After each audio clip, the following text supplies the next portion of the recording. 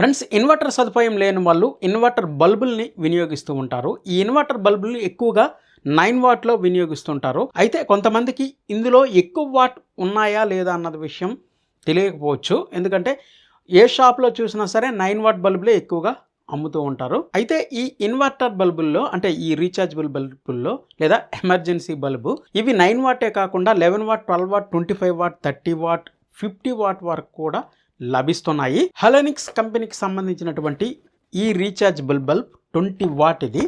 ఇందులో 9 వాట్ దొరుకుతుంది, 11 వాట్ దొరుకుతుంది, 20 వాట్ దొరుకుతుంది, 30 వాట్ దొరుకుతుంది, 50 వాట్ వరకు కూడా ఇందులో లభిస్తున్నాయి.